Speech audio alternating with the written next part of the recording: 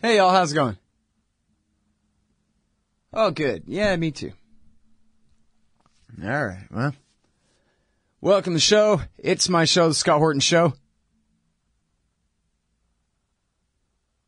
Sad news. Matthew Harwood can't do the show today.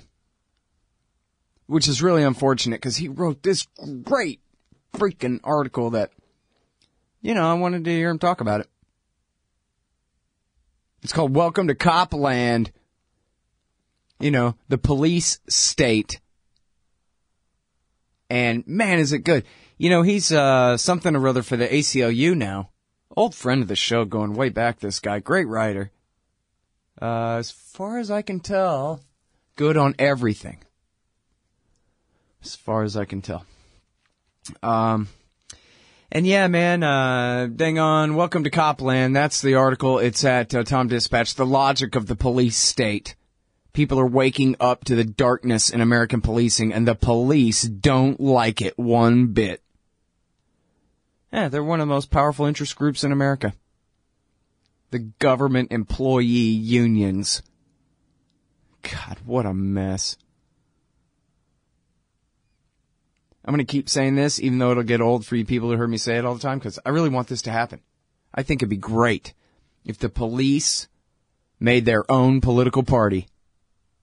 Said, nuts to you Republicans and Democrats. We're sick and tired of you for a moment giving credence to the complaints of civilian citizens of this country who'd like to be cut some slack for a minute. Hell no. No slack. Gotta keep police employment numbers up at all costs. More drug wars, more terror wars, more SWAT raids. More and worse penalties for everything, all the time.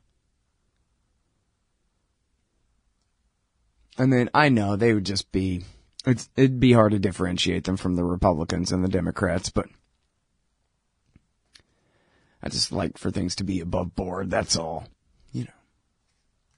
Great piece, though. But you know what? We will have a great interview about the police state today, and that is going to be a bit more specific than Matthew Harwood's great piece at TomDispatch.com. And that's John B. Carroll is coming back on the show.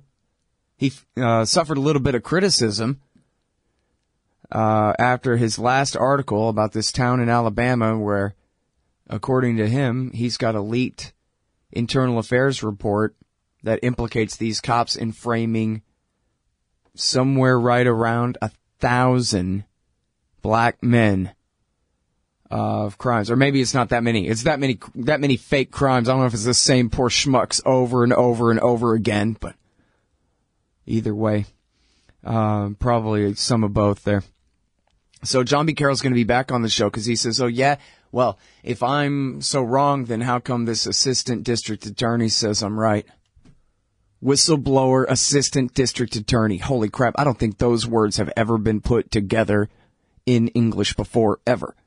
This is George Carlin-esque, victory. History made just now. Can you imagine a prosecutor complaining about how prosecutions go? No way. What is this? Some other country somewhere on earth that's not the most corrupt, vile, disgusting empire on the planet? I almost can't believe it. That's far less credible to me than 1,000 framed black men. They framed 1,000 black men, huh? What was that, Thursday? But now you're trying to tell me an assistant district attorney admits it and accuses the others? Seriously, I'm shocked. I'll talk with him about that. Oh, yeah. And Seymour Hersh is going to be on the show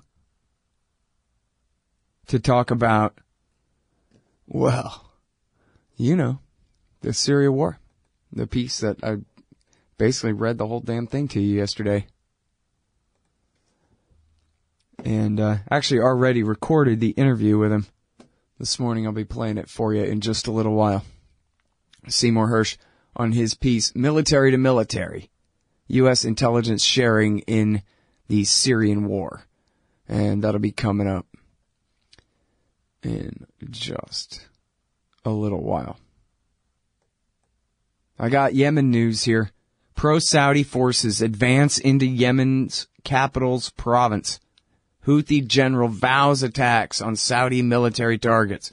Continuing to amass gains amid a week-long ceasefire, pro-Saudi forces have seized a pair of mountains in the northeast portion of Yemen's Sana'a province, putting them only about 60 kilometers away from the nation's capital city. The advance came amid heavy fighting. Sorry, bad typo there. The advance came amid heavy fighting along the Yemen-Saudi border over the past week, with both sides bringing a growing amount of armored vehicles into the battle. Ultimately, neither side won a decisive victory, but the pro-Saudi forces have advanced into some new territory. The pro-Saudi forces have, however, definitely gained overall on the ceasefire fighting, capturing multiple cities in the past week, including the city of Al-Hazm in the northwest. The Shiite Houthis are threatening more retaliation against targets inside Saudi Arabia. Houthi Brigadier General Sharaf Luqman said that 300 Saudi military targets had been selected for potential strikes, and claimed the Houthis still had about 60 to 70 missiles, many more than the Saudis had previously estimated. In the initial few weeks of the war, Saudi warplanes bombed many of the Yemeni missile bases under Houthi control, and had estimated they had few remaining missiles. Last week, the Houthis fired a Tochka missile at a Saudi base near Taiz, killing 152 troops. They fired a few smaller missiles and rockets at Saudi territory, but to much less effect.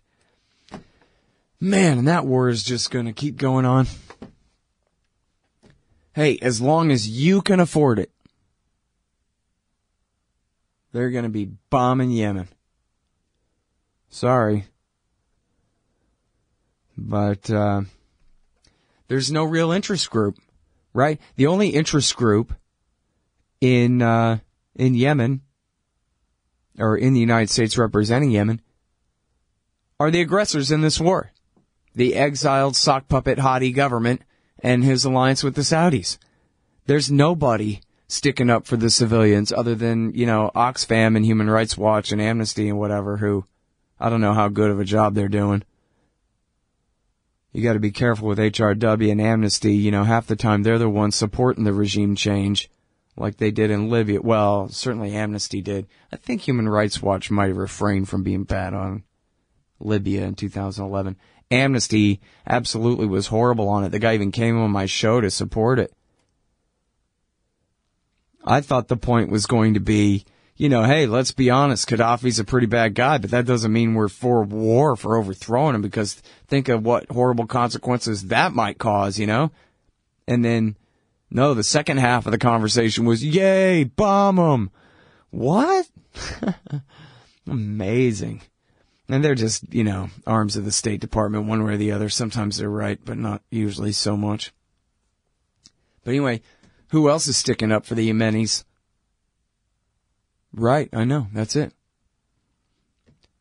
A few academics writing articles for Al Jazeera or something like that.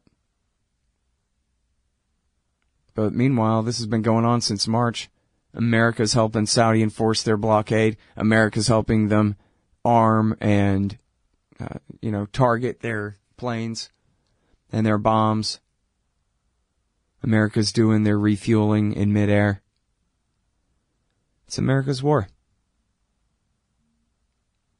It's just like when Ethiopia invaded Somalia in 2006. That's the U.S. Army Ethiopia Division did it. Same thing here.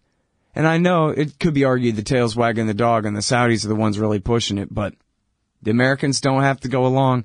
They're the empire. They're the ones responsible. Obama, his Pentagon, his spies, his national security state. Ours. Hey, I'll check out the audiobook of Lew Rockwell's Fascism versus Capitalism, narrated by me, Scott Horton, at audible.com. It's a great collection of his essays and speeches on the important tradition of liberty. From medieval history to the Ron Paul Revolution, Rockwell blasts our statist enemies, profiles our greatest libertarian heroes, and prescribes the path forward in the battle against Leviathan. Fascism versus Capitalism by Lew Rockwell for audiobook. Find it at Audible, Amazon, iTunes, or just click in the right margin of my website at scotthorton.org.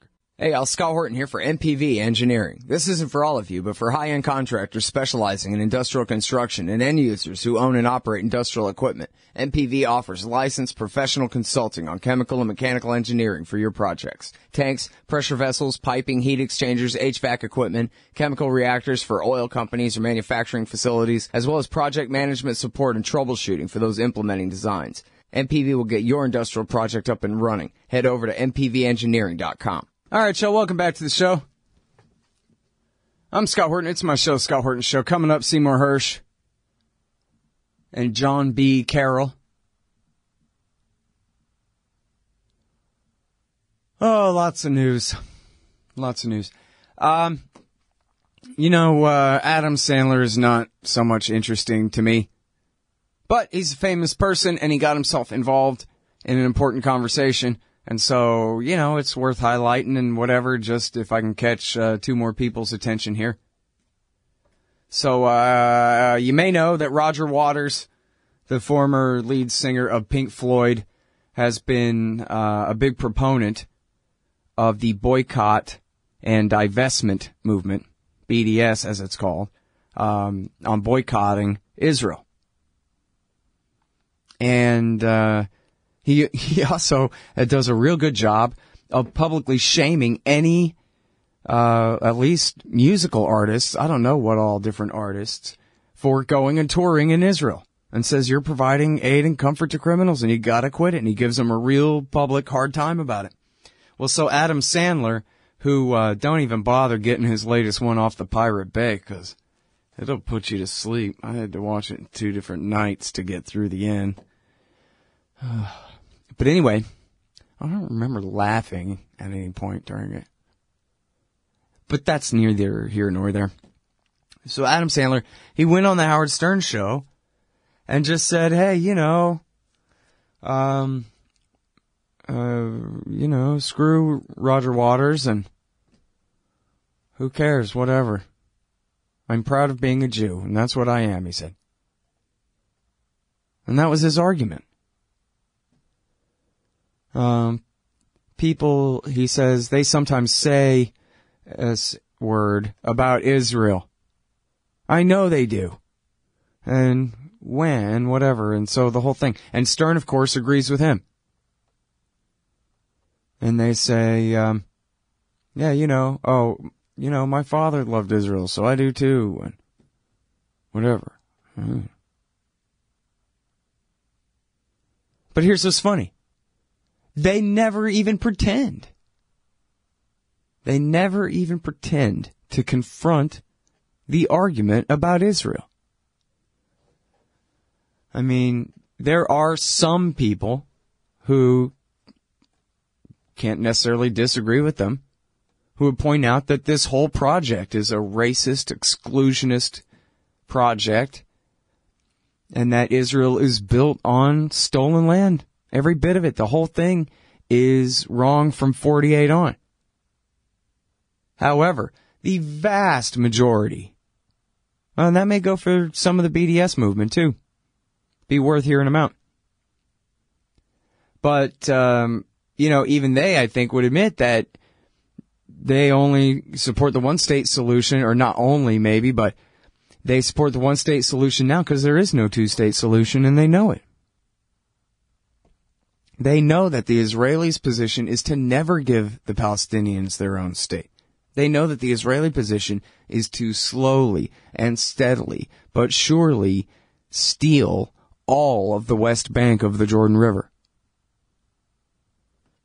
and reduce the Palestinians who live there to the lowest status imaginable, or, finally force them off the land completely. And so that's what the boycott's about. The boycott is about a permanent occupation that's gone on for 48 years. Since 1967. Never even mind the Nakba, which was the original so-called catastrophe, when 750,000 plus Palestinians were forced from their homes and or killed.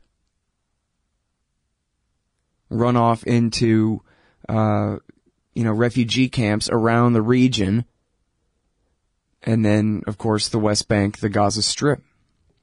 East Jerusalem is part of the West Bank. And so, all they ever say is, well, you're picking on Israel, and, oh yeah, well, I'm Jewish, and so I like Israel, and so screw you. Implying that if Roger Waters doesn't like Israel, it must be because he doesn't like Jews. But that's certainly not what Roger Waters said. But they don't ever confront that. And I think part of the reason, I've explained this before, part of the reason that I have such a chip on my shoulder about this issue is I went, more than half my life. So far anyway. See how long I live. Without anyone ever saying, okay, look, so there's Israel, and then there's the occupied territories where ever since 67 these people have lived under a foreign martial law military occupation.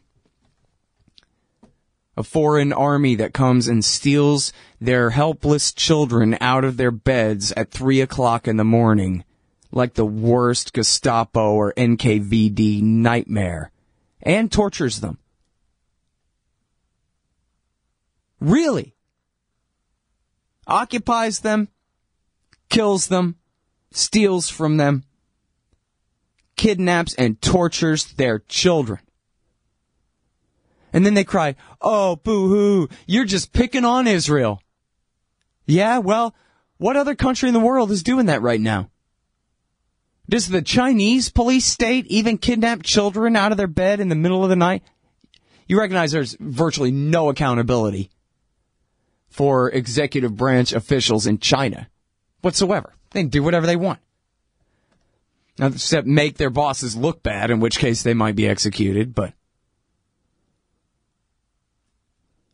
is there any other country in the world that's been occupying their neighbors, most of whom are refugees anyway, but never mind that, and has been occupying them for half a century, longer than the Soviet Union occupied Eastern Europe, who refuse to recognize their rights at all, who create, yeah, that's right, who create groups like Hamas to serve as their prison trustees, to rule over their, in Gaza, mostly minor population. They're not even minors, right?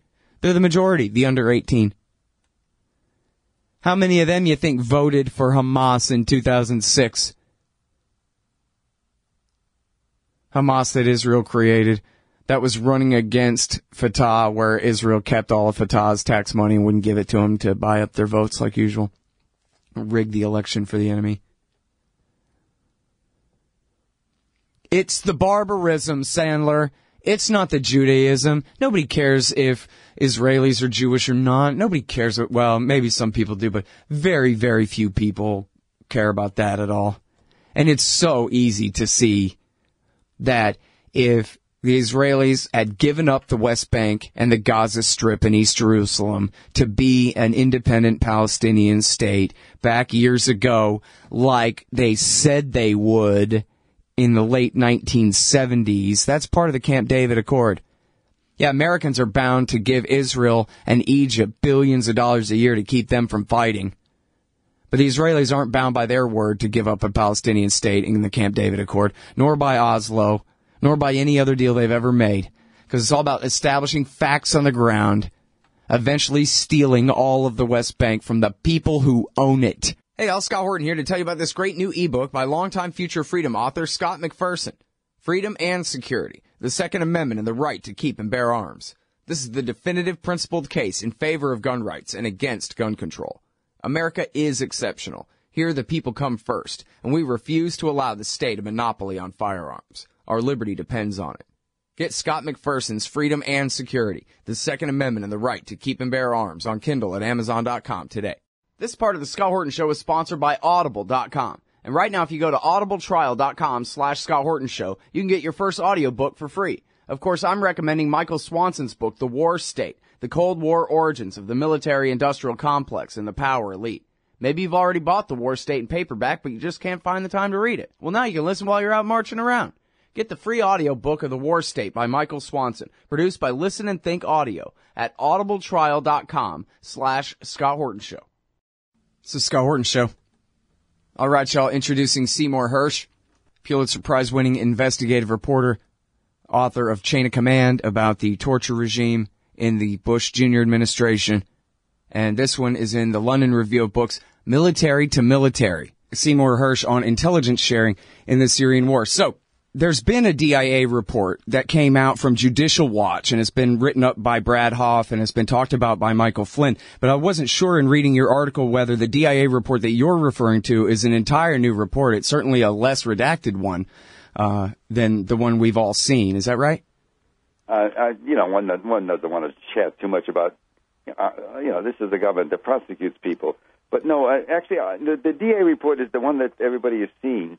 Actually was... without trying to diminish it, it was a lesser animal. It wasn't. I asked about that when it first became known, and it was although it said a lot of good things, it didn't have the gravamen of the kind of information I'm talking about now. What I was writing about was basically a sort of where are we now assessment in this whole operation against Syria. That was all sources, and it involved human intelligence and satellite intelligence and intercept intelligence, and it also was done in conjunction with this a study done by the Joint Staff of the Joint Chiefs of Staff. The Joint Chiefs of Staff have their own personal private staff that, this is a high-level bunch of guys who work directly for the chiefs, the Joint Chiefs. And this is a study done that the study you're referring to was dealt quite a bit with the moderates versus other issues. This was a broader study. Right. And I'm not suggesting I have it. I don't even begin to suggest that. I just know about it. And what I did write in the article was that it said the assessment had three major findings, one of which was that you're not going to get anywhere if you depose Assad. That can't happen before, certainly after the Islamic State is defeated, which it could be. Once it's defeated, then and the country is stabilized, then most certainly Assad has agreed to this, that there will be a national elections monitored and et cetera, and I think it's safe to say he probably is going to be convinced he could win it. Who knows what's going to happen afterwards. But the idea that you're going to depose him now before you reach a settlement, and while this war is still going on, it's going to lead to another Libya. When we got rid of Gaddafi, look what happened. So the assessment said the idea of getting rid of him, that he must go regime change. The government, the White House and John Kerry, the Secretary of State, have come off that a little bit. But if you really read them carefully, even now they say, well, we're not demanding, just last week, Kerry said, we're not demanding regime change, but we don't think he can preside over any negotiations that are serious to end the crisis or to get a ceasefire, which is basically saying the same thing, that he's got to go. The second major thing that this study said was that Turkey, the government of Erdogan, is a big problem, a major problem, because he's funneling arms and he's funneling men. Some come from Qatar. Some are even Uyghurs, the Chinese dissidents that roll from that western province where the Uyghurs are dominant and under great pressure too from the Russians, the Chinese rather, who are quite brutal in their repression. But they come and they leave China and they get to Kazakhstan and they get into Turkey, and from Turkey they get into Syria. That's a mess. The open border is a mess. And the third component is the whole question of, are there moderates or are there not moderates? And, the assessment was very clear that this is an illusion, that whatever groups that aren't as radical, as extreme as the Islamic State or al-Nusra have no alternative but to trade arms, either trade or sell, or have them forcibly be taken from them.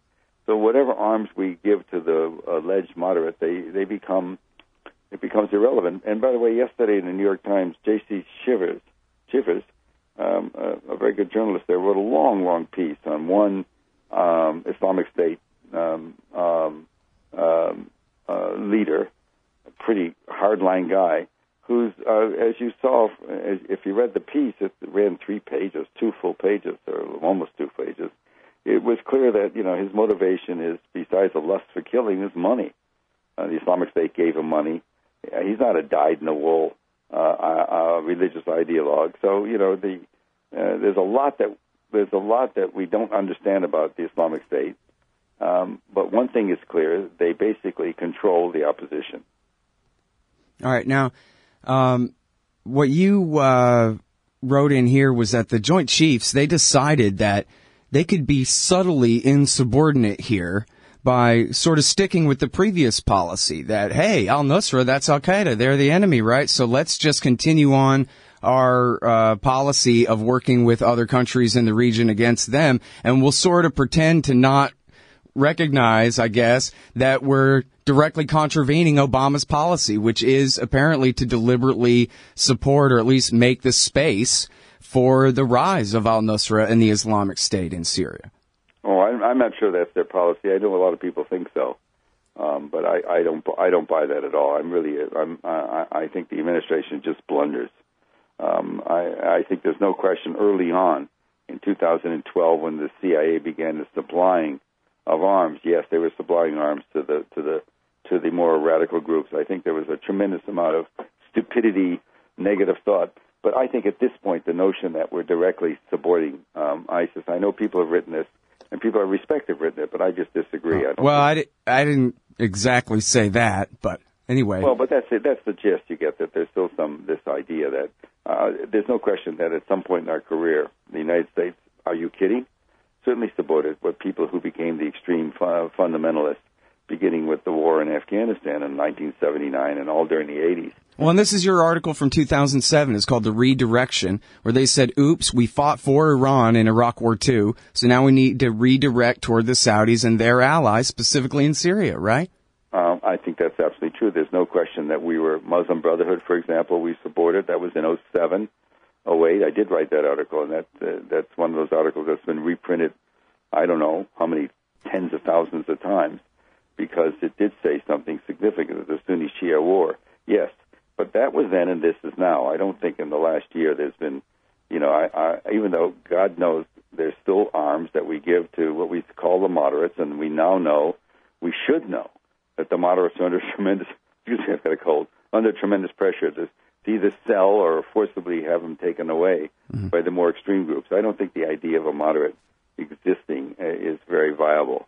But, the other thing you said is when you describe what the CIA, what the Joint Chiefs were thinking, I don't know what they were thinking. I can just tell you the reasoning was, in terms of deciding to supply information to, is that we weren't going to talk to Bashar Assad, but the Germans were there.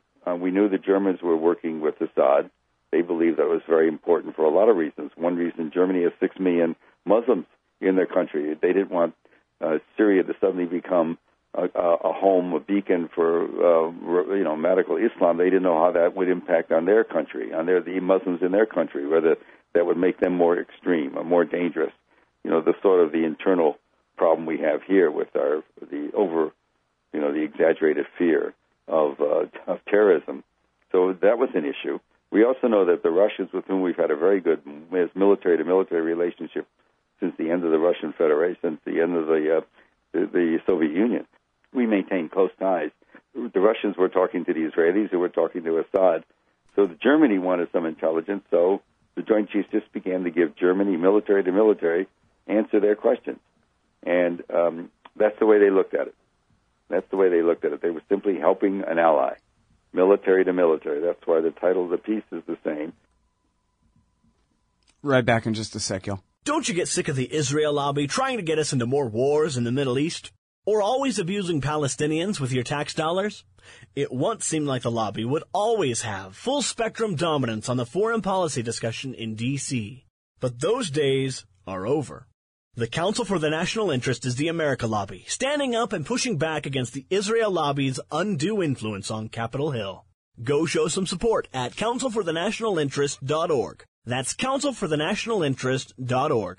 Hey, y'all, Scott here for Samurai Tech Academy at MasterSamuraiTech.com. Modern appliance repair requires true technicians who can troubleshoot their high-tech electronics. If you're young and looking to make some real money, or you've been at it a while and just need to keep your skills up to date, Samurai Tech Academy teaches it all. And they'll also show you the business, how to own and run your own. Take a free sample course to see how easily you can learn appliance repair from MasterSamuraiTech.com. Use coupon code Scott Horton for 10% off any course or set of courses at MasterSamuraiTech.com.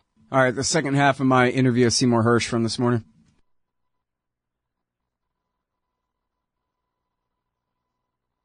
Military to military. That's why the title of the piece is the same. And they weren't necessarily directly contravening the president's policy. I don't dispute what you said as being a practical sentence. I'm just telling you how it was phrased in the article I wrote. Right. All right, and now, so it's interesting, too, that you say that they're trying to build some confidence with Assad, and he said, well, get rid of Bandar for me. They said, well, we can't do that. But how about this? They shut down the Libya arms rat line. Is that right? Well, there are a couple of things. Just to make it clear, what happened is their question was, the question that was posed is Assad clearly knew, obviously the Germans knew, because he was suddenly getting very good intelligence on where al-Nusra and where what was now ISIS were staging and what they plan to do, even in anticipation of some of the moves. We have some interesting intelligence we can get. And obviously, the question he had, as I was told, was, do I trust the Americans? And one way that it was determined, the rhetorical question was, what can we do to show you love? And the answer was, this is all done indirectly, was to bring me the head of Bandar. Prince Bandar was a longtime Saudi ambassador here, longtime supporter of Wahhabism and Salafism, the more radical sects of the Muslim sects. And certainly, even before the insurgency began in Syria in March of 2011, the Syrians knew that the Saudis were financing, pouring guns and arms into Homs, which is a city always known for its closeness to the Muslim Brotherhood, who are the big opposition to the Assad regime, Assad government. So it's not as if it was directly that direct. And what was the other thing you said about? So they decided that what they would do instead would be, as a show of good faith, they would shut down the arms coming in from Libya. Well, that's interesting. It's not shut down. What happened is the arms were coming in. It was the rat line that I wrote about in the London Review more than a year ago, the rat line from, here we are, what a lesson. You think we'd learn from history. We knock out Gaddafi and the country goes crazy. It's completely chaotic then. The Islamic State, et cetera, has much more of a perch than it ever did before. While Gaddafi was alive, he was working with us and very trying to be secular. Don't ask me why we always manage to overthrow secular people. Saddam Hussein and Gaddafi and now going after Assad. These are three guys that we don't like very much, but they happen to have one thing in common with us, is that they don't like religious fanaticism. Anyway, what they did is they simply, you couldn't stop the flow of the rat line going, because it was a systematic flow from Benghazi, and that's what Ambassador Stevens, the one who was killed, was involved in that. I write a little bit about that. And what you could do is instead of sending high-quality weapons, you could perhaps divert some of the shipments and begin to ship junk, Korean War vintage stuff, and that's what we did. That's what the Army, the Joint Chiefs, arranged, to have some shipments and not be first-rate stuff. Mm-hmm. They didn't sabotage it. They didn't end it, but the shipments were of lesser quality. All right, and now you say one of the conditions that the chiefs had, there are a few conditions, including talk with Israel about Golan, if you want to get into that. But I was really curious about the thing where they said, we want you to bring in Russian military advisors. What was the thinking behind that? Well, the Russians have always been very close to the Syrians. Absolutely. Yeah, but why would the chiefs want Assad to rely on them more? What I said was it was the policy they were against was that Russia should have no contact. That didn't mean we were necessarily egging on Russia to do it. It just meant that the notion that Russia can't play a role struck us as silly. I probably could have, the fact is he's had Russian advisors forever.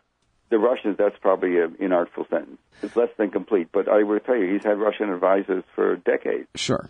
He's loaned them money, sold them arms. I think the way to put it is that the administration was saying, we don't like you to have Russians around. That we were saying that's an impossible situation. It was just saying that there's no way you're going to stop Syria from having Russian advisors. Mm-hmm. And the Russians were very strong, for example, in Syria's chemical warfare program. That's why if you remember, I wrote a story saying that the Russians were among the first people to tell us we had it wrong about this sarin, mm-hmm. because there was a long-standing relationship. Actually, at one point it was the Russian chief of staff and General Dempsey, our chairman, were friends. At the same time, Peter Wall, who was the head of the British Defense Services, Peter Wall and the Russian advisor, I mangled the pronunciation, Gerasimov, Valery Gerasimov was the chief Russian guy, and Dempsey all knew each other and had served, I guess, at various times together or in close proximity. And so there was a relationship. And it's hard for Americans sometimes.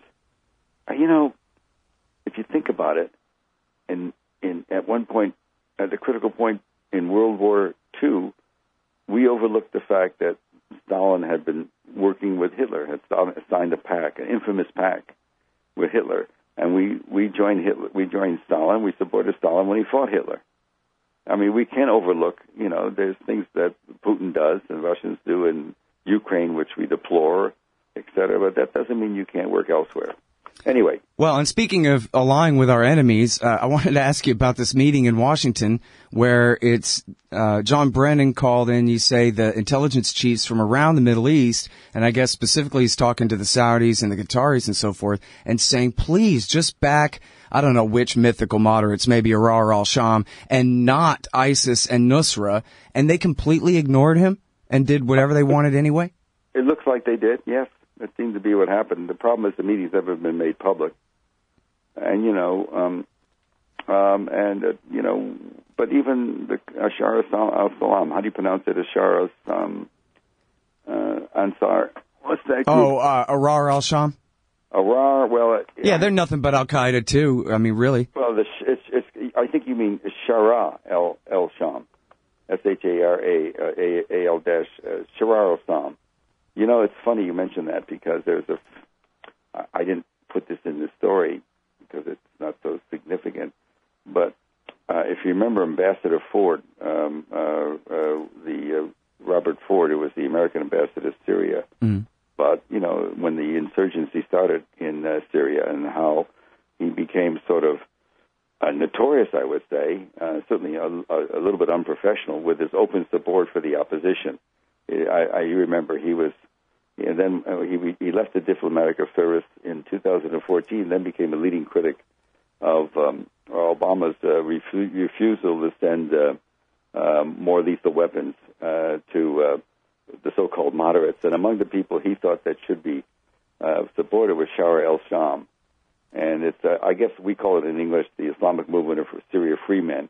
And that was an allegedly sort of a secular moderate group that we were pushing, Brennan was pushing then as sort of a model group. Mm-hmm. Well, it's so funny, but Ford was interviewed in October on BBC Hard Talk, that show, and he actually ran into an interviewer who knew a lot.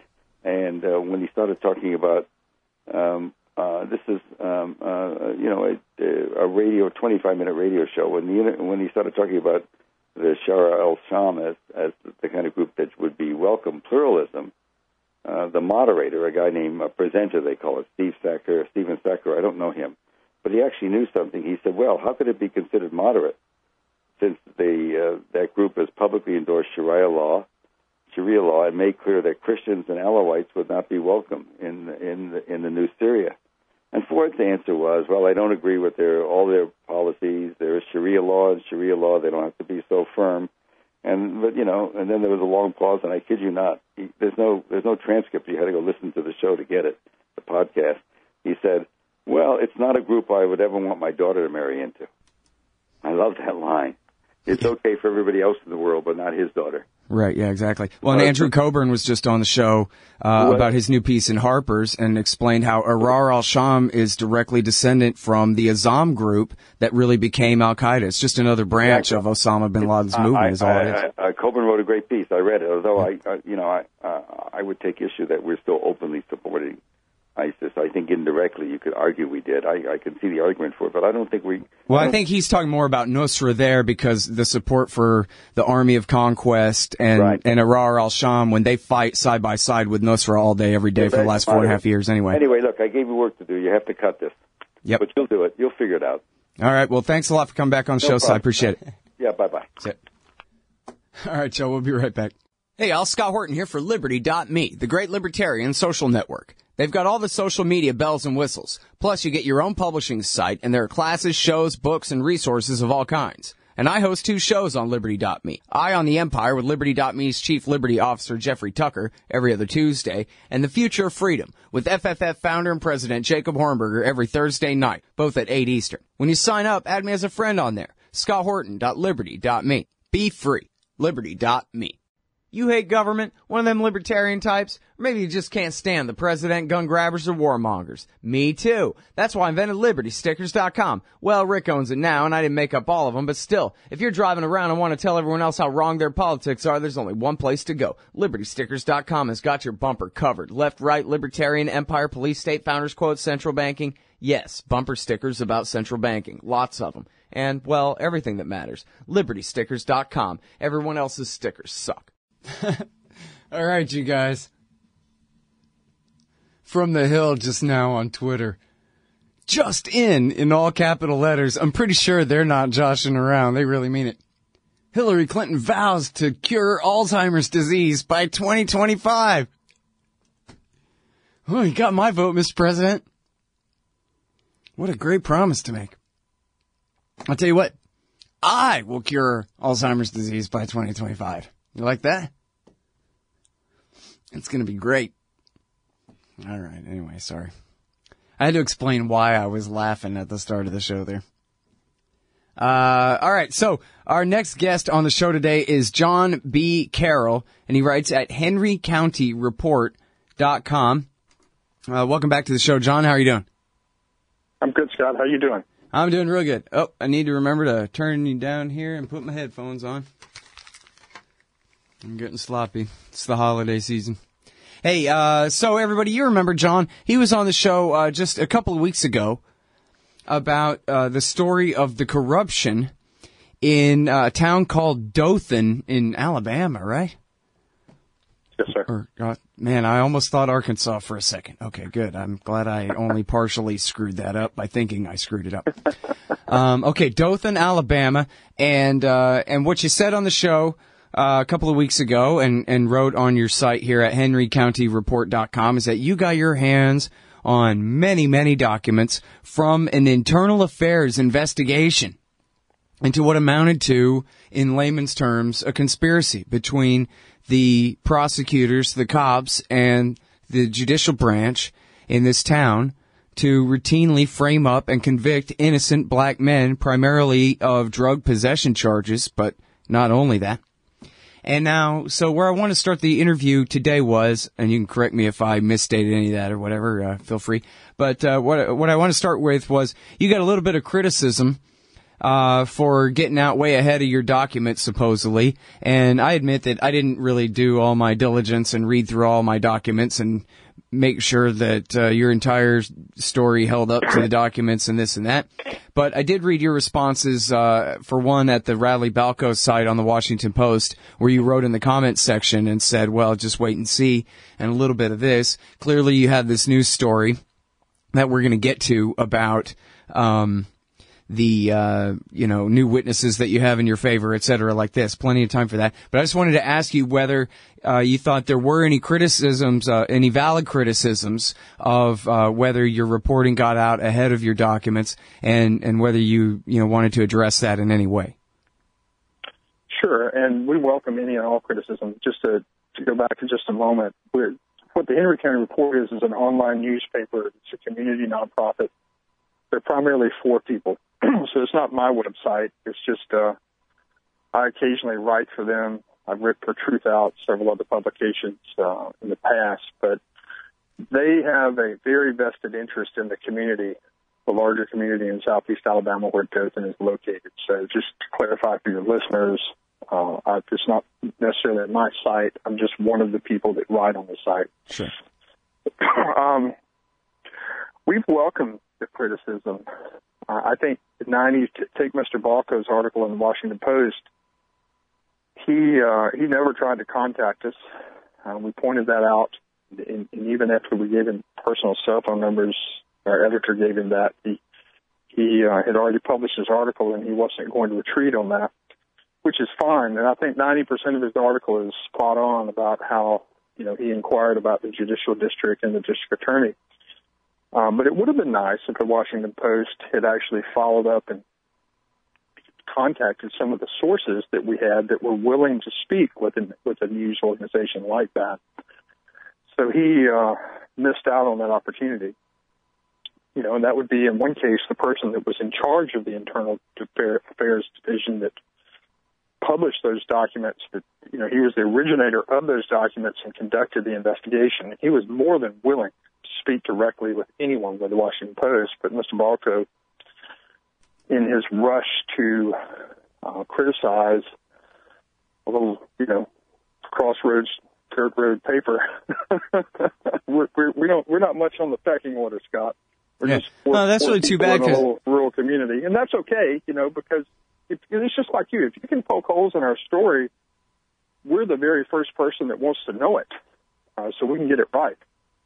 That's our attitude, to be, very progressive. And that's why I had you back on, because I figure, if you made a mistake here or there, I don't know specifically what they would be, but you seem like a straight shooter to me, and that you're trying your best and that you're concerned with the truth getting out here, to the benefit of the innocent victims of the authorities here. So that's good enough for me. And I'm surprised about what you say about Balco's lack of follow-up. He usually does a really great job on this kind of stuff.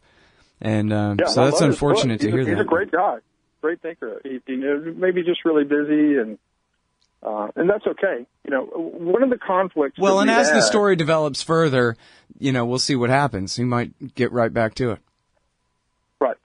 One of the things that we were caught in a conflict with is honoring our word to our sources. One, we had to protect our identity because some of these sources are current police officers. Some are retired. Some were working with other police forces, but all were there during this common period when this went on. And they had very specific names that they wanted redacted out of the documents. And some of these names were confidential informants. Some of these names were other sworn law enforcement officers that had filed written complaints on fellow officers. So, we were left with you take it or leave it. So we decided we would stick to our word and honor our sources. And we had people like Slate Magazine, for example. I think it's Leon Nefesky in the Southern Poverty Law Center. They just demanded that we hand over all of the documents, which is, around 800 some odd documents. And we just couldn't do that with any kind of good conscience because we don't know, number one, that they will honor the word we gave to our sources. Well, you did give them to the DOJ, right? Didn't you say that you did turn over everything to the Department of Justice? Yeah, they have access. They have secure encrypted access to any of the documents. As well, we have, since you and I spoke, we have, the state of Alabama, his Attorney General has assigned a special prosecutor, Matt Hart, to investigate this case. And we have agreed to give him access as well after our sources gave us the green light. Okay. And so that's a new development, too, then, the special prosecutor, right? That's a new development, and probably the biggest development we've had is a former prosecutor named Kalia Lane has come forward and did a radio interview with us. We interviewed her twice. We just posted her first interview, and she has acknowledged that she knew of hundreds of cases like this, and she actually complained to the FBI and gave the local FBI office the name of the defendants, the name of the arresting officer, the circumstances to which they were complaining drugs were planted. And the FBI never once investigated any of the cases, the complaints against the Dayton Police Department. So that's big in our favor that we have Ms. Lane has actually also served as assistant district attorney in Macon County to the north of here. So very credible person, solid member of the bar, worked both sides of the fence as a prosecutor and as a defense attorney. And she says, look, this has been going on for years. And she also confirmed she has a current case pending where a young man has been placed in an ant bed to torture him. And this corroborates what these witnesses and victims and former police officers all say.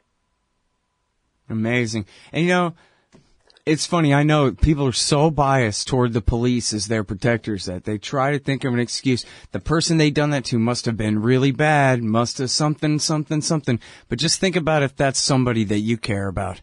The fact that they were torturing them with fire ants would tend to me to indicate that we should more than presume the guy was innocent, if that's what they had to do to get him to so-called confess. And just think about, that's your cousin, your nephew, your brother, somebody that you care about, that's what the cops do to him. I mean, that absolutely is torture. And that absolutely is, hang on right there, we're about to have to take this break. But, I wanted to just say real quick at the break, this story about Kalia Lane, I mean, this ought to be, the biggest national news all across this country right now, that they got an assistant district attorney coming forward with major verifications here. Hang tight on the line, John. We'll be right back, everybody. It's John B. Carroll, writing at henrycountyreport.com. Hey, y'all, guess what? You can now order transcripts of any interview I've done for the incredibly reasonable price of $2.50 each. Listen, finding a good transcriptionist is near impossible, but I've got one now. Just go to scotthorton.org/transcripts, enter the name and date of the interview you want written up, click the PayPal button, and I'll have it in your email in 72 hours max. You don't need a PayPal account to do this. Man, I'm really going to have to learn how to talk more good. That's scotthorton.org/transcripts. Hey, all, Scott here. If you're like me, you need coffee. Lots of it. And you probably prefer it tastes good, too. Well, let me tell you about Darren's Coffee Company at darrenscoffee.com. Darren Marion is a natural entrepreneur who decided to leave his corporate job and strike out on his own, making great coffee. And Darren's Coffee is now delivering right to your door. Darren gets his beans direct from farmers around the world. All specialty, premium grade with no filler. Hey, the man just wants everyone to have a chance to taste this great coffee. darrenscoffee.com. Use promo code Scott and you get free shipping. darrenscoffee.com. All right, y'all, welcome back to the show. I'm Scott Horton. It's my show, The Scott Horton Show. Talking with John B. Carroll.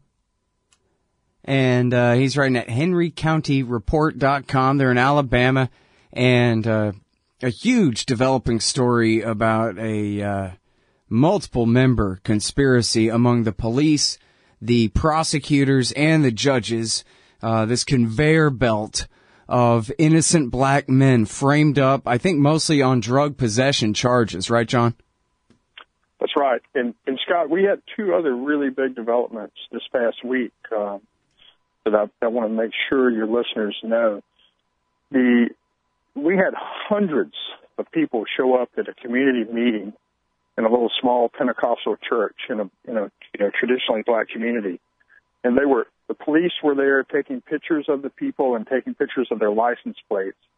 They then, the next few days, went to a city commission meeting and demanded the resignation of this police chief, where they were called black thugs in the local media. Just unbelievable. So we started getting threats because they accused our little newspaper of inciting civil unrest.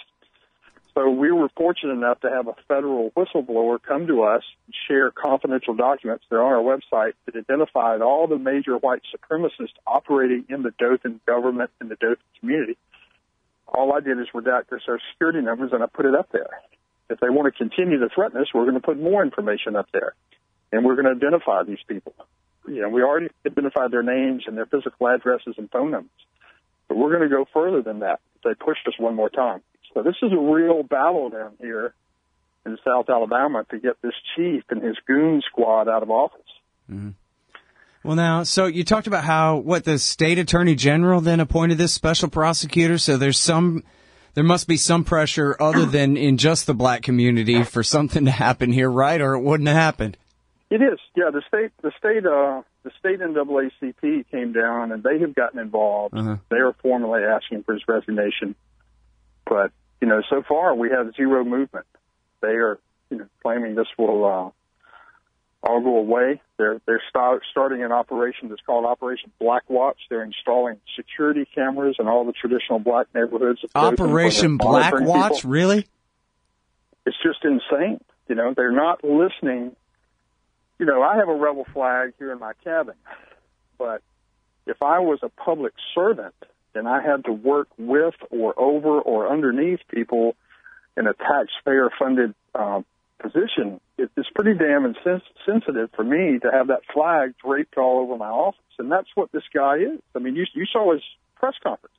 He made it all about himself. It's not about the sensitivity to people of African descent that this man's supposed to lead. Not to mention 48% of the community of Dothan happens to be of color. There's not any connection to reality with these people. They're still fighting a lost cause, war of northern aggression. It's just insane, And they think it's smart to plant drugs on young black men. That's just insane. Well, they think it's fun to do that and think it's profitable is, I think, the real answer there. But it's very profitable. But now, so tell me more about this, the assistant district attorney here who has come forward, because this is unheard of as far as I know, that an ADA is going to say it's all true about these guys. Yeah, she's a former city prosecutor for the city of Dothan, and she's worked in a county, a judicial district north of here as an assistant district attorney, and currently works as a defense attorney, held in very high regard. And she worked, I believe it was 7 years as a city prosecutor. So she literally, we can give you access to that file if you want to use it and play it for your listeners. She literally knew of hundreds. She had hundreds of cases where she complained directly to the FBI, and they did nothing about it. Yeah. So there's zero trust with local law enforcement when you have the leader of this police department of the town of Dothan is, say, 90,000 with surrounding 200,000 population. There's just no trust at this point moving forward.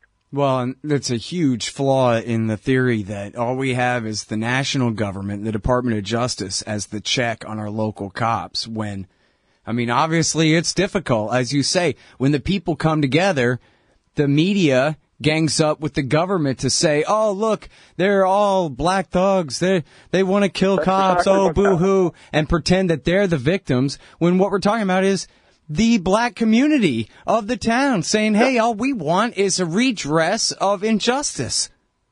And there are a lot of whites of goodwill. There are a lot of rural country whites that are completely sympathetic to this. And they just don't have the power to do anything about it. Yeah. Well, here's what's going to happen. I can tell you this.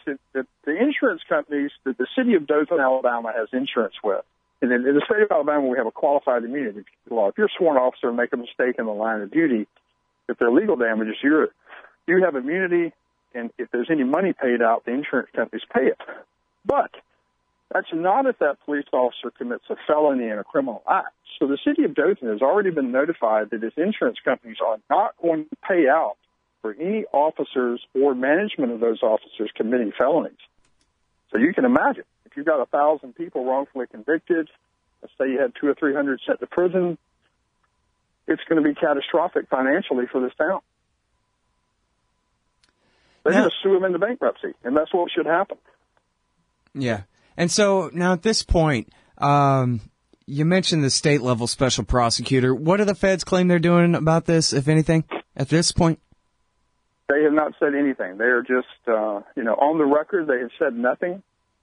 I can't really discuss what they've said off the record, but they are analyzing these documents and they're interviewing people like Kelly Lane.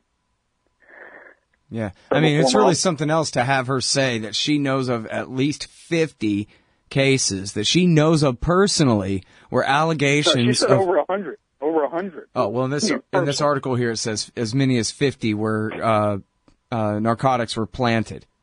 Maybe that was a more specific. That was the original article with just one officer. He had 50 drug arrests pending with the court when he was, when he resigned under pressure. Yeah. Well, it seems like if she's going to complain to the DOJ all that time, why didn't she just ask the a state judge for a warrant for the arrest of these guys and just prosecute them herself? I think in South Alabama that would be a death sentence for her. Yeah, she would probably have to wear a helmet around anyway. Well, I just don't think that's feasible with the political climate. I don't mean that physical death sentence, but career-wise, she went to the FBI.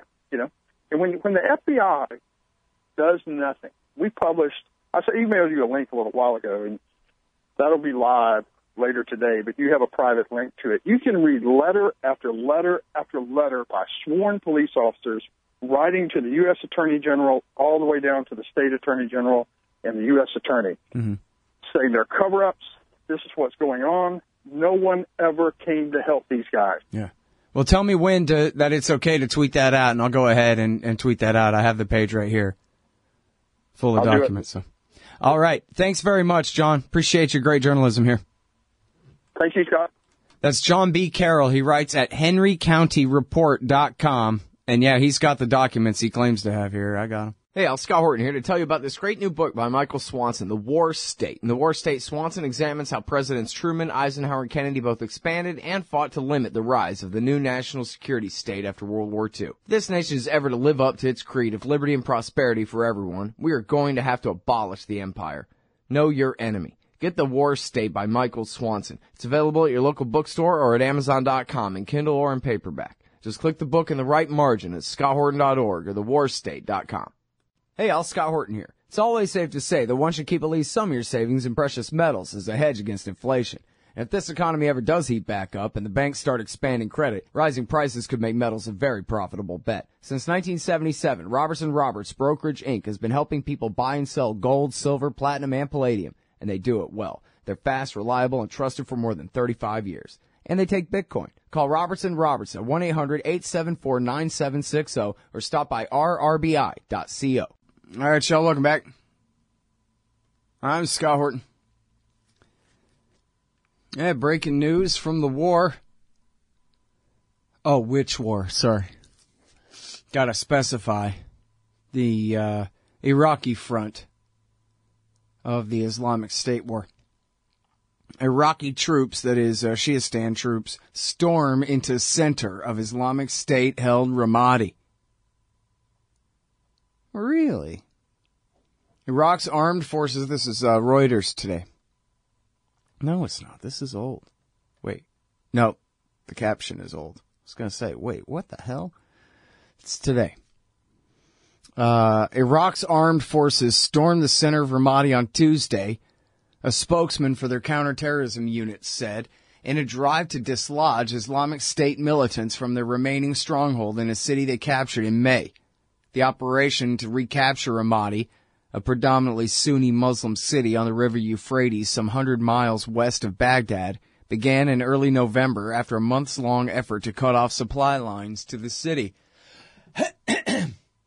whose fall to the Islamic State was a major defeat for Iraq's weak central government. Progress has been slow because the government wants to rely entirely on its own troops and not use Shiite militias in order to avoid rights abuses such as occurred after the recapture of the city of Tikrit from the militants in April. Is that really right? And then I have the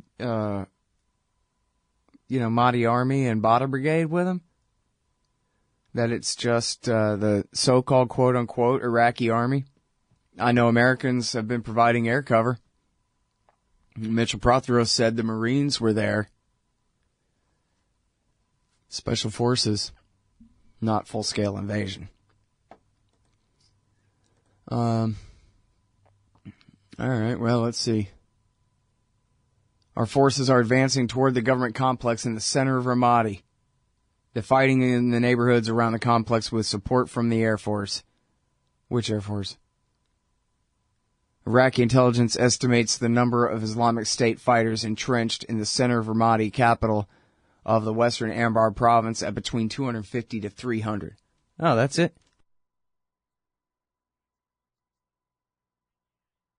Maybe they could take them. It's a ferocious fight. Premature to say how long it will take, but we can't say victory will be achieved in a few days.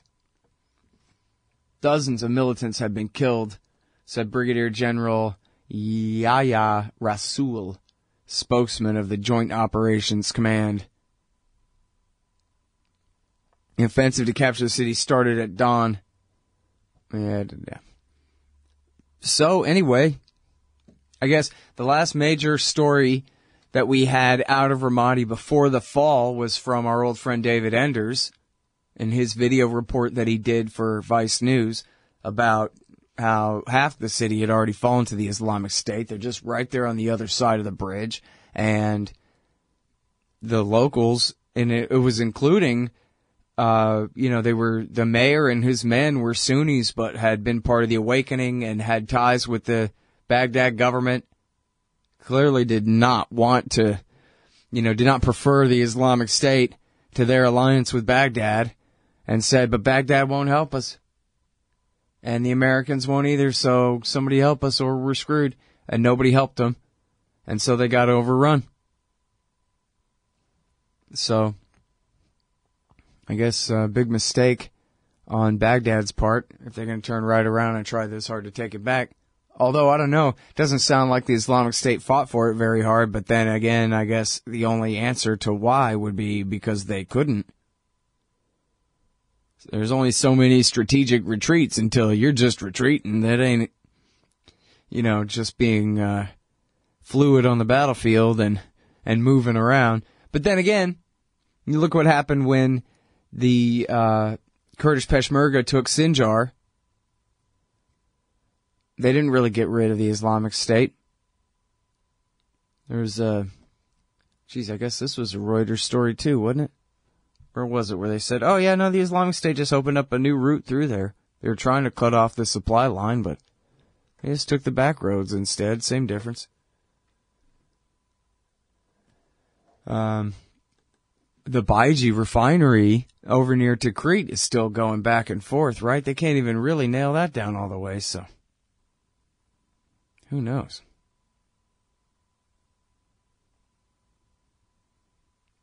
But then check this out, too.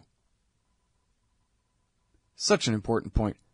Ned Parker, writing at Reuters, also at Reuters, former LA Times reporter, decent reporter. He has this one from December the 14th. 2 unpublished investigations show that the United States has consistently overlooked killings and torture by Iraqi government-sponsored Shiite militias. Yeah, from 2003 on. And then he specifically names the Badr Brigade. Well, that's just another name for the Iraqi army, really. And, the Badr Brigade, they were the militia of what was called the Supreme Council for Islamic Revolution in Iraq, and then after George Bush accomplished their revolution for them, they renamed themselves the Iraqi Supreme Islamic Council, or the Supreme Islamic Council of Iraq, or whatever. Anyway, they dropped the revolution because they didn't need it anymore. They had that. And it was Abdulaziz al-Hakim, their leader, who Bush befriended the most, who preferred Bush preferred the Supreme Islamic Council even to the Badr Brigade, who ended up being basically the compromise party between the Supreme Islamic Council and Muqtada al-Sadr and his group among the Shiites.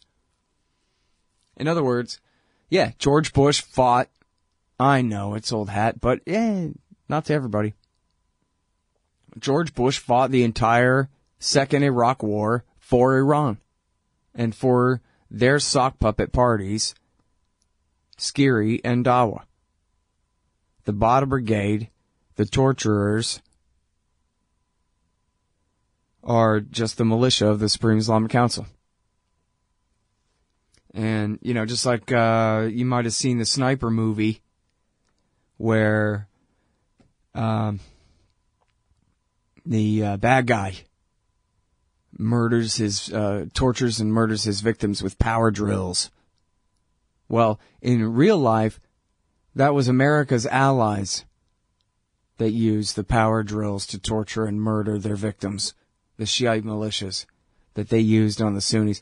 Stack up their bodies like cord wood on the side of the road in the morning. 3,000 people dying a month for 2/3 of 2007 anyway.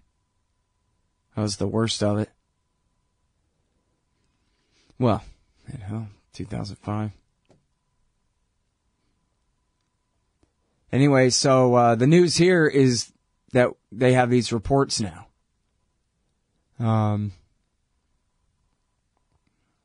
Let's see here. I'm trying to find the paragraph with the thing about the reports.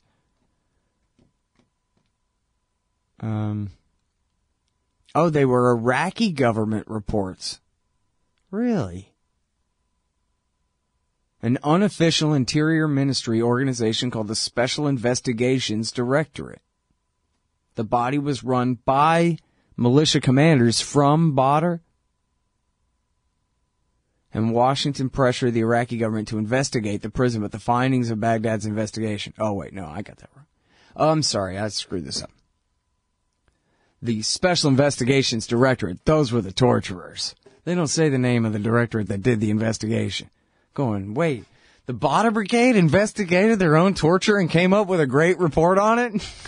I must have got something mixed up here. Yeah. It might be good, Scott Horton, to read your material before you explain to people. Anyway, I already know who the damn torturers are. I don't need to read the article. I need to read the article so I know who's doing the investigation, because that's what's new. But the point is, quote, Special Investigations Directorate personnel illegally detained, tortured, and murdered Iraqi citizens, the U.S. report says.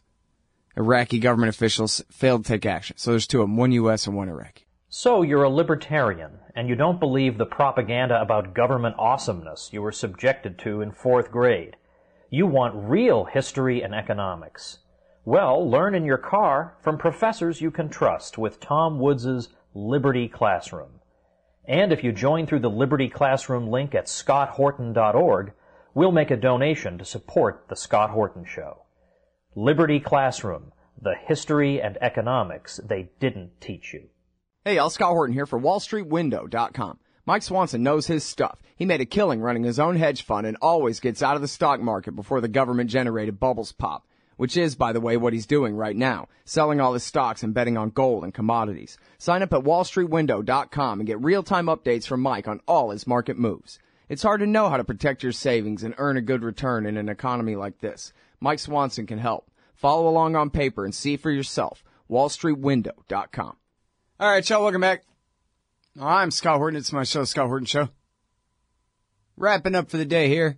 And then, you know what? Yeah, man, I'm going to take off the rest of the week. It's Christmas. Screw you. I'm going to hang around with my family and have a good time. Our good friend Ian from the Liberty Radio Network, he'll play you reruns or something.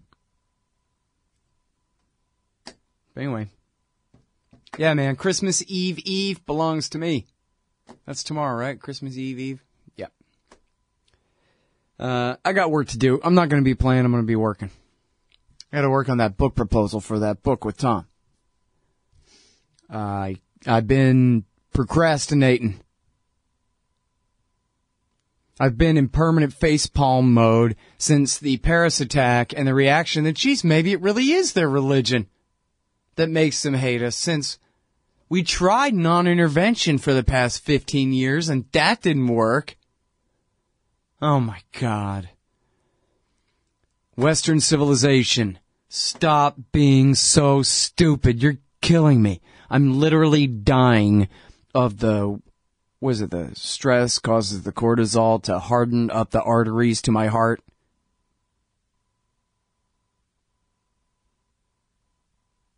Oh, I'm gone now. Bolda says Ian is on. Am I not even on? Tell me now, am I still gone? Oh, I better type that. Am I still gone? I wonder what happened. Well, there was a thing wrong with the thing. I started talking as soon as the, no, I'm back now? All right. What a wonderful world. I think what happened was I was letting Ozzy's harmonica go there for a minute, and he thought that I was disconnected or something and thought, oh no. But really, I was just letting y'all listen to a tiny bit of Black Sabbath. I bet that was the thing. Anyway. It don't matter. Don't matter. Point is, I hope y'all have a good Christmas. That's the point. Or if you hate Christmas, then hope you have a good time hating Christmas this year. That's cool too. I don't care. Isn't that Ozzy playing the harmonica there? I guess I just assumed that, yeah, he is the singer. Seems like he would have been the harmonica guy for the Wizard. All right. Hey, man. Everybody does this at the end of the year, except not me, because you know what? I have a very, very, very small staff of volunteers, and things just don't work well around here. It's not much of a business I'm running. So there should be a giant thing on the site that says, hey, give all of your money to the Scott Horton Show. And then, and encourage you to do that. Tom Dispatch and Democracy Now! And Antiwar.com and the Mises Institute and everybody in the world is saying, hey, support your thing that you like. Well, so I should say that too. I do a terrible job of running this show. Support this show. What radio have you ever heard of where the host was good on everything and has Seymour Hersh's phone number too? Those of you who like it, well, you know, there ain't never going to be another show where the guy is right on everything like I am. Not that makes you this happy to hear it. No, sir. Never again in your lives. Or ma'ams, either. So, if you like this show and you want there to still be a show, I mean, I gotta admit, and I'm not trying to blackmail or extort you here, but it does occur to me that 4,000 interviews, 15 years of this, 14, 15 years of this, maybe I need to find different, better, more profitable things to do for a living. You know, I don't know.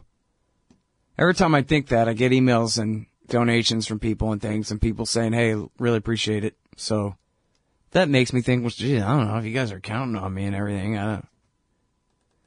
But anyway, if you're counting on me, well, then I'll let it be known to you. I'm counting on you too. I actually just got an email from a guy who said maybe he's interested in advertising. Well, that's great. Anybody else wants to advertise on the show, let me know. If you have the inkling of shopping with my sponsors, donating to their causes, etc., then I would highly encourage you to do that too. That encourages them to continue to sponsor the show. You see how that works. Not a whole bunch of middlemen and endless overhead here. These guys support this show, support them, help keep that real. And then if you got a business, advertise. Let's work something out. I'm cheap.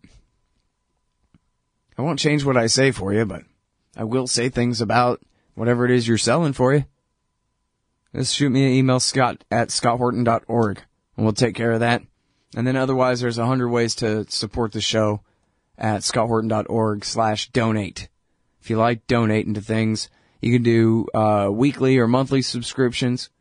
You can sign up for Patreon. That's like a per interview thing. If you ever want me to shut up and do some more interviews and let the other guy talk, then that's how to incentivize me to do more interviews. You sign up for Patreon, patreon.com/Scott Horton Show, and then you chip in 2 bits or 50 cents or $100 or whatever it is per interview. And, boy, that'll help encourage me to do more interviews, if that's what you want to do. So, yeah, then there's PayPal. There's also Google Wallet. If you hate PayPal, you're on an anti-PayPal jihad, you can send a check. There's an address there at scotthorton.org/donate. And, I'm usually pretty good at writing thank you notes back to the people who write the checks, but sometimes I kind of screw up and forget because I'm kind of irresponsible. But I really appreciate everybody who helps support this show. You know who you are. And, especially those PayPal, monthly subscriptions. $5 here, $10 there, $15 here, $30 there. Those really help, guys. And, I know I don't talk about how grateful I am nearly enough on this show. Hell, I hardly ever remember to ask for any money on the show. How the hell am I supposed to remember to say thank you? Please and thank you. I appreciate it. If I had my way, I'd put myself out of business. That's what I'm trying to do. Is, help you hate the wars, help you all hate the wars enough that we can finally get them ended. It's just a matter of consensus. No, sir, we all hate the wars and we want them ended now. We just need more people saying that exact same thing. That's it. It's just a critical mass. It doesn't take all of us, but a certain number singing that chorus at the same time, and that's what'll end the wars. And then maybe I'll go work at a brake shop again or something. Somewhere with air conditioning, I guess. I'm kind of old, but maybe not. But anyway, for now, we got wars, and we got, you know what, and I'm sorry to say this too, I'm not really trying to brag about this, but there's just too few people who really pay attention over the long term and have their principles in line so that they always know which side to take, you know, well. It's easy to take the side of the people of Egypt who overthrew Mubarak, and easy to see that it'd be absolutely the wrong thing for the American government and its allies to support those trying to overthrow Gaddafi, especially considering who they were. You don't like the Muslim Brotherhood, how do you like the Libyan Islamic Fighting Group? But, you know, it's part of just doing the show for such a long time in a row now. People are coming to me and asking, well, how's this all work? Because there's so few people who can explain it. I did the Jason Stapleton show, and you could tell, I could tell, the guy knows all kinds of stuff about the Middle East. I think maybe he was in the army over there or something. I forget now. I think he is a war vet, right? And I'm going, okay, here's a bunch of things that are true. And he's going, okay, right. But he hadn't, you could tell, he hadn't had anybody put it all in order for you, for him, you know? Line them up and knock them down. This is what happened when they did this. These were the dominoes that fell, and these are, you know, the reactions to those dominoes, and these and those things. And that's what you get from the show. That's it. You know? You get expertise, just from long-term coverage. And long-term access to the greatest journalists, like Gareth Porter and Patrick Coburn and the rest. Giraldi and Margulies and all our favorites. So yeah, man. Oh, see, number 6 in the chat room says Ozzy does the harmonica on the Wizard. Absolutely. It could have been any of them, I guess. But yeah, man. So there you go. I'm sorry that it's still the Iraq War. But just try to debunk it as best we can and move on.